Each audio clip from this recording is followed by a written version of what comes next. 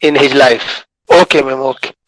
Welcome, ma'am. Thank you so much. I'm sorry for all this technical glitch. So, at the onset, I would really like to thank CRC Sikkim for organizing such a wonderful webinar. And more so, I'm really thankful to my colleague Vidya Bhushan for selecting such a beautiful topic, because it is rehabilitation management of multiple sclerosis patients during COVID-19 pandemic. So, I was actually quite glad that I'm not being asked to talk about the rehab, just the rehab part in MS, but how we are managing rehab, especially in this unprecedented times where we don't know where our future lies, क्या चल रहा है, इस बीमारी का क्या course है, and especially when we talk about our patients with multiple sclerosis, this is a more dangerous situation. Why? Because my patients, it's an autoimmune disorder. My patients have already compromised immunities. So there are a lot of ifs and buts it is involved, especially when we talk about patients which have issues like this. So as Dr. Gunjan has beautifully explained in details everything about multiple sclerosis, its signs and symptoms, I won't push further into it. So it's actually a disabling disease of the brain and spinal cord system. And the signs and symptoms of MS, they vary widely. And it depends on the amount of nerve damage and which nerves are affected. So if you look at this lady, like initially she was able to walk properly, then slowly we are having gait difficulties, we are having foot drop problems, we have knee buckling problems, we have arm swing problems, and then we have those limit signs and sensitivity towards heat and all those things also coming up. So if we say MS, can I categorize my patients? जैसे कि हम लोग knee pain में usually कर लेते हैं, it's a medial compartment or the lateral compartment or unicompartment, multi-compartmental. MS में थोड़ा difficult हो जाता है. Every patient presents with almost a different thing. Okay?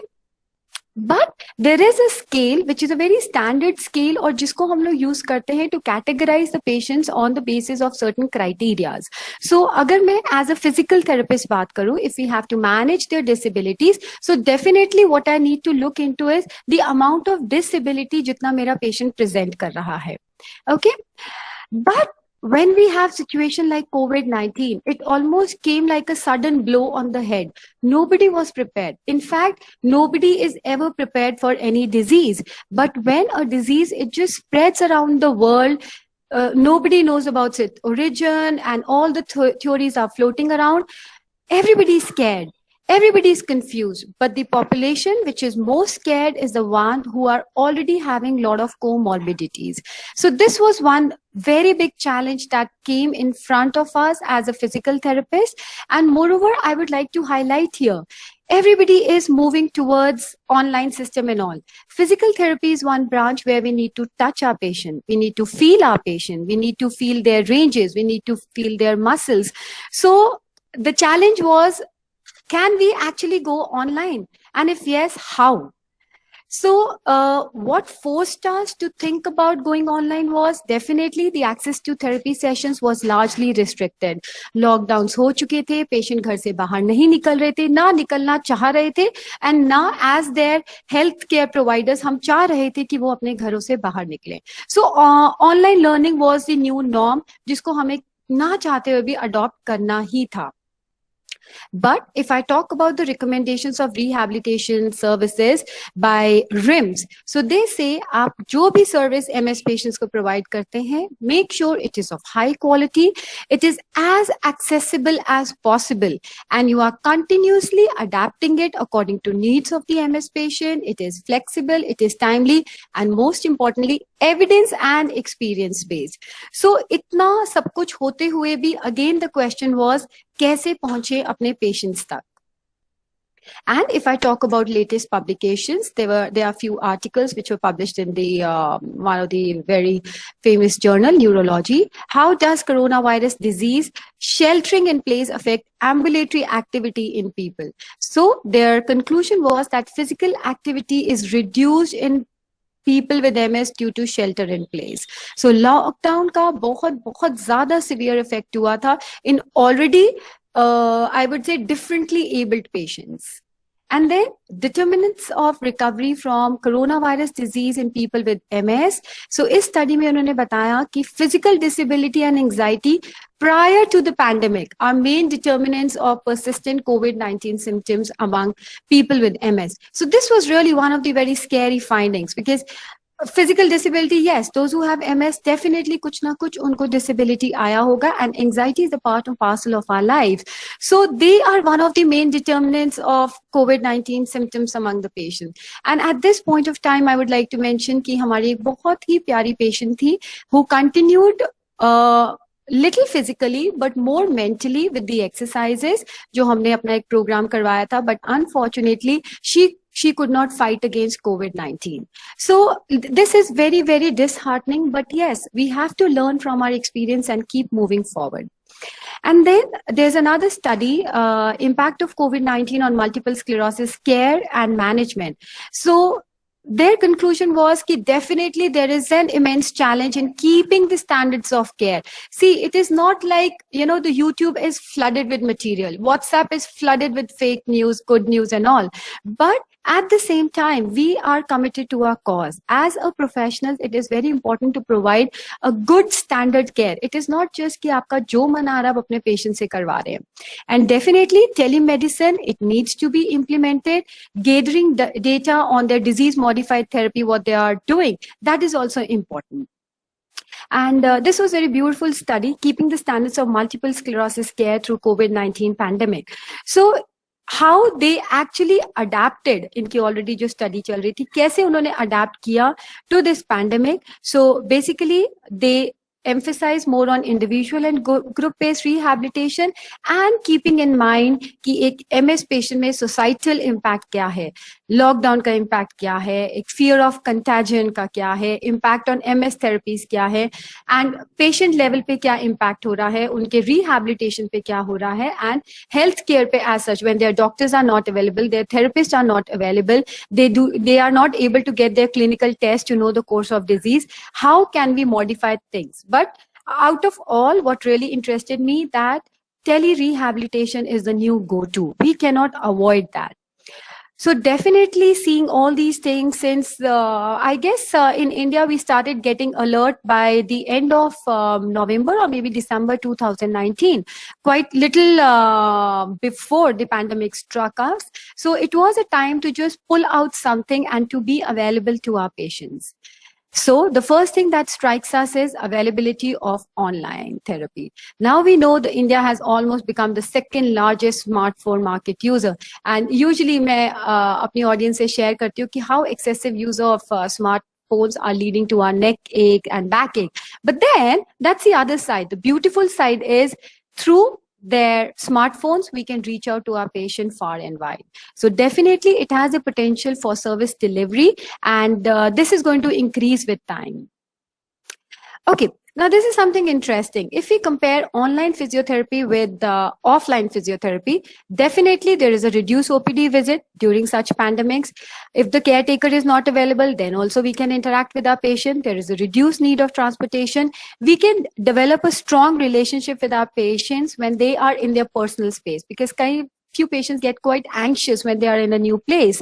And definitely when we reach their home, maybe online, there is a decreased sense of loneliness that can reduce their depression. Obviously, caregiver strain is also reduced, and we can give them more motivational counseling.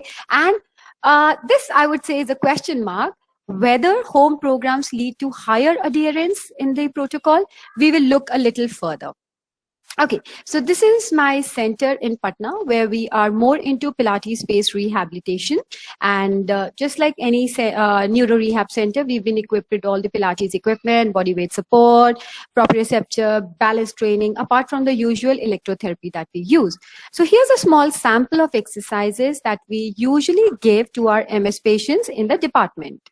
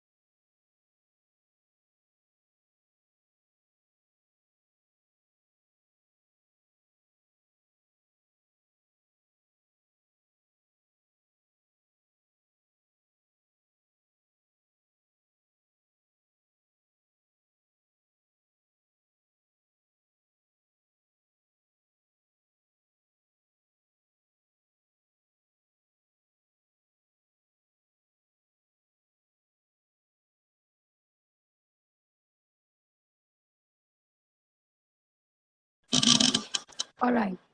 So now the big question is this level of departmental physiotherapeutic care, it is possible to be delivered online? That was the biggest challenge. Why? Because the question is, how do I assess my patient without seeing them? How do I identify the right therapy? How can I keep a check on their performance? And how can we control any further injury? And how can I equally motivate my patient as I do it when my patient is right in front of me? So we had lots and lots and lots of questions in our mind. Right, the concept is very good. Let's go into e-rehabilitation, but which direction should we go? How can we deliver our evidence and experience-based practice equally and at a good standard level? So we thought of starting with the e-physiotherapy program, and I'm really, really thankful to Multiple Sclerosis Society of India, and under its aegis, we launched a program on 27th February that we are going to start with this online program. So as a physical therapist, I feel since we have a lot of potential to add up into people's life, it is really, really important to be associated and share our expertise with any of these support groups. These associations, these societies are working day in and night out to just make the life of MS patients better. And if we can give our 2 cents, we can add something to it, we have a long way to go together.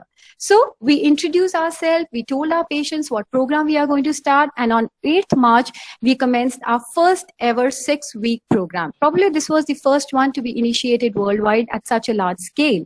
And for our enrollment, we told our eligibility criteria to all the MS patients. Interested patients, they contacted us. We sent a Google form where we tried to know in depth as much as we could about their physical and mental health status. Mutual convenient days for the classes were fixed, and finally the classes started. But we really received a lot of love from them. That we got almost 112 responses in just 1 week's time. Because 27th Feb, we just oriented our patient, and by 8th March, we had to start. So, but then again, with such an overwhelming response, it was the question how to cater rehabilitation services to such a large group. Because physically, by one team of physical therapists, which is available at my center, it was not possible to cater to such large population. So that's why we went very strict about our eligibility criteria, and we went for patient grouping. So as we all have been studying throughout our academic career that group therapy is really one of the most effective ways. So we started with that. And if I categorize the type of MS, we had maximum responses from RRMS and then from the other subtypes also. And for the baseline, we had a lot of questionnaires, we had tests, and we sent out them an instruction video which had all the meanings of the questions that were being asked in the Google form and how to undertake any such test themselves at the home so that they can actually do it with minimal errors and provide us with a good baseline data. Okay, so that was one thing that we went through. And if I talk about how we delivered our services, that was a 6-week services. We had classes on every Monday, Wednesdays, and Fridays. Saturdays and Sundays were not off. That was the makeup time for my super busy patients. I know a few of you are here. Yes, that was the makeup time for you all so that they could perform their exercise, because we went like, it's a collective effort. So for 1 week, if they were lagging in their homework, we gave them 1 week spare time. But after that, they were excluded from the group. Okay, so we had our instructions. We had videos in both Hindi and English. Each and every exercise, along with few cognitive therapies, were explained to them. And we kept moving forward. So this is one of our sample slides for their sessions for a week.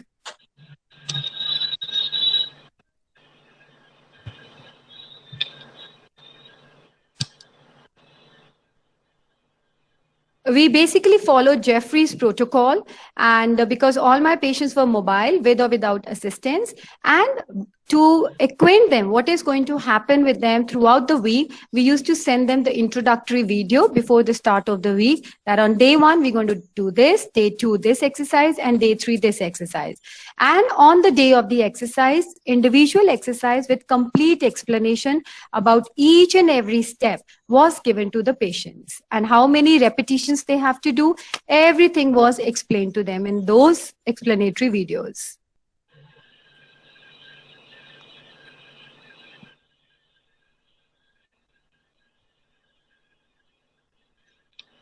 So this was the week 1 homework. And talking about our last week.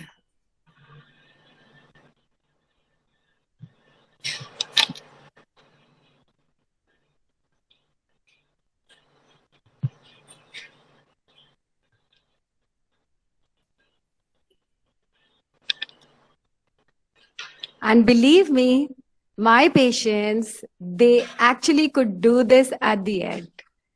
That was actually a very, very contented feeling. Those who had almost never sat on a ball, they could perform these exercises of walk in and walk out.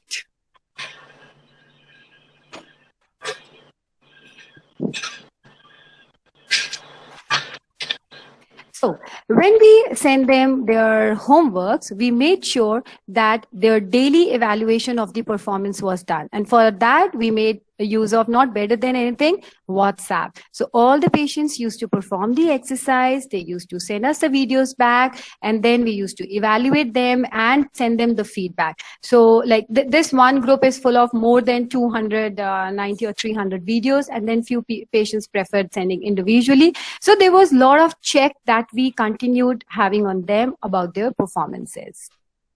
And then whatever error we found, we told them, you have to improve your positioning in this way. You have to keep your posture this way. This is going to lead to a problem. This might lead to dizziness, because breathing patterns are also very important. All the patients were taught proper breathing techniques, proper belly breathing techniques during the first session itself. So if I draw a flow chart of what actually was our total experience, we had 112 responders who were scanned, and then 76 we found them eligible, 65 we included in the first batch, 11 were excluded, 42 out of which reverted back, and 23 did not respond. Until the end, 22 continued and 20 left. So now the question was, why did my patients leave the therapy session? And on asking them, they told few had the inability to buy equipments, few had MS relapse, UTI or any other infection, job-related commitments. Few actually started experiencing dizziness spells on the exercise ball. Now, this is where we really miss out hands-on seeing our patients, because online we try to explain things perfectly, but definitely my patient is having not just physical disability, cognitive disability also. Not just physical fatigue, but also cognitive fatigue also. So these things need to be minutely taken care of while we are giving such therapies. And then we needed physical presence of the therapist, and the second wave of COVID had started knocking in certain parts of India. So if I go about like what were the salient features of this program, this was absolutely free of cost program. Patients were followed up for 6 weeks, and those who had actually stopped exercising, they were also followed back. They were also asked about like why you are leaving the therapy session, and if they are not able to perform this physically, how they can still through mental imagery and all still keep performing their exercise, because we all know the more you stimulate your brain, the better will be your exercise performance. So our target throughout was physical and cognitive rehabilitation. And the end result was, to all those 25 patients, 22 actually, few repeats were there. So would you like to enroll in similar online program? A big yes was something which actually pushed us forward. And on asking, kindly rate your experience, this was the overwhelming response. We actually felt that we made them understand the correct way how to do the exercise and the right breathing pattern. So that is really, really very important. Just seeing the exercise online doesn't serve the purpose. The minor nuances of performing the exercise, the good hold about the breath, the good hold in their muscles, that is something we need to make our patients understand meticulously.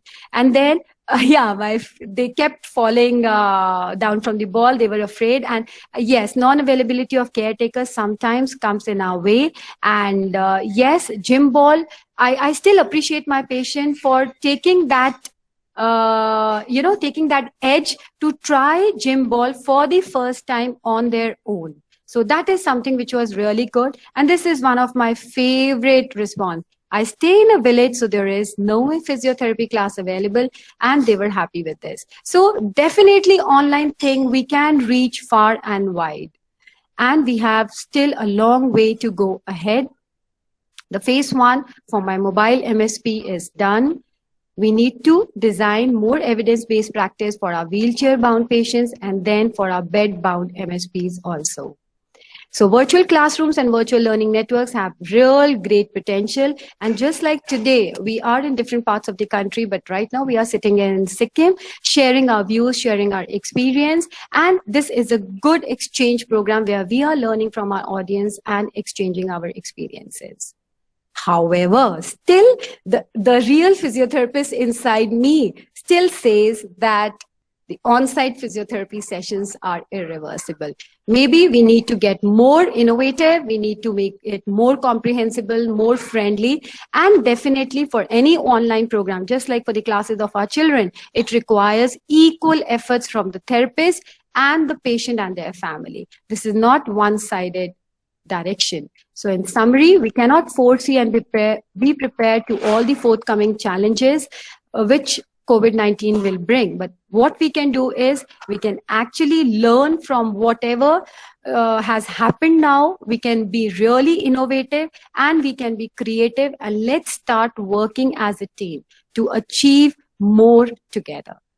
So that is my end note, and thank you so very much for giving me this opportunity and hearing me out. Thank you so much. Thank you, ma'am. Thank you for the wonderful presentation. Your key focus on the recent trend in multiple sclerosis, telemedicine, telerehabilitation, availability of online therapy, modern and well-equipped treatment. Your slide was very well pictorial presentation, which will certainly help the individual with multiple sclerosis to be benefited. And finally, your advocacy and advocacy on the supremacy of offline and online treatment in different conditions and different scenario. So it will be very wonderful presentation, ma'am. Thank you. Thanks again.